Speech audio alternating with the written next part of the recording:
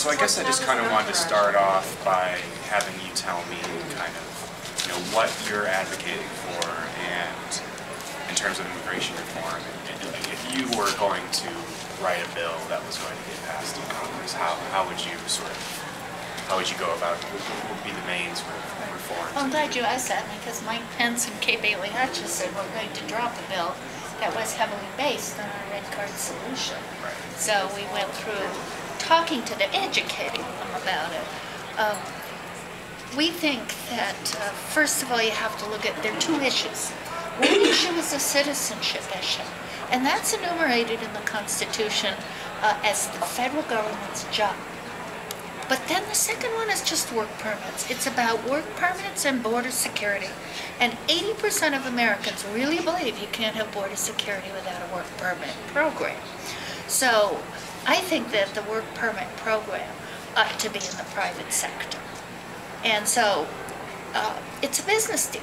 So it's about, how about private employment agencies making matches between workers and foreign people who would like to fill jobs. So jobs are posted by the employers. Foreign workers can see what they are. Today the foreign worker cannot apply for a job in the United States because they're not listed anymore. Only employers can apply for those visas.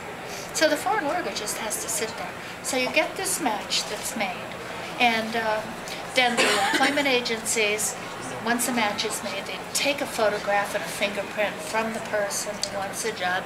They run it through the national security check, and they have it encapsulated in a absolutely secure card with a microchip. You touch it, it's dead.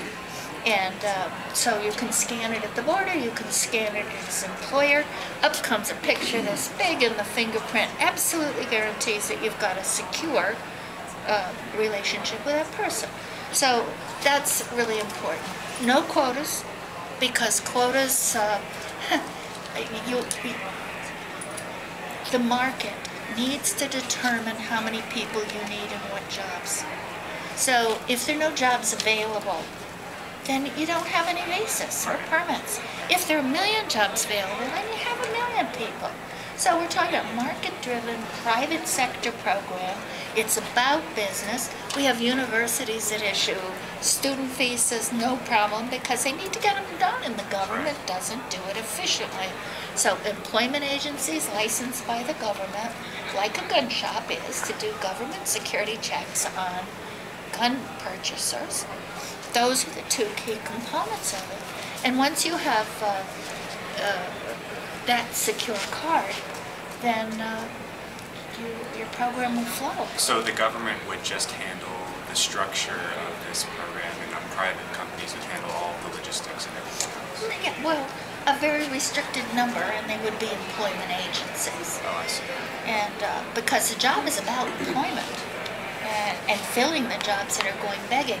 But this is the only program that would affect the people who are here illegally already, because it is in their best interest to get legal.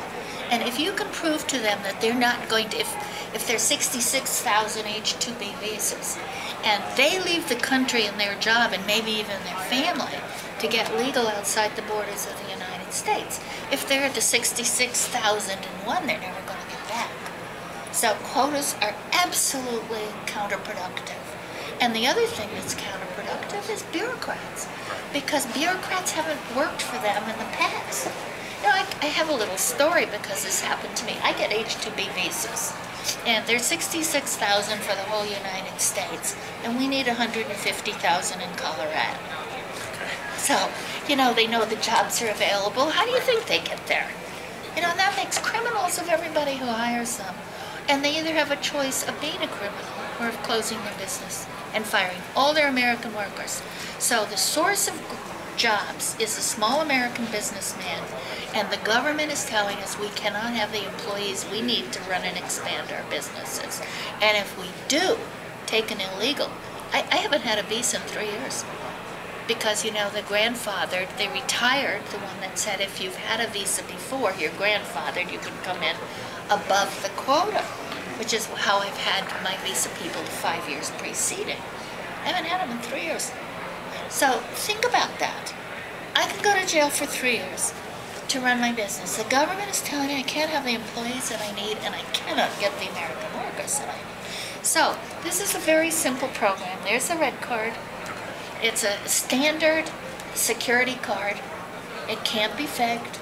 It can't be messed with. You can't tamper with it like a driver's license or something like that. And it's as simple as can be. And then the path to citizenship.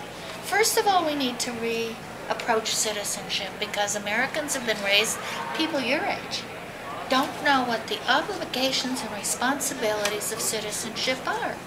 The reason we can have a small government is because we're self-governing, responsible individuals.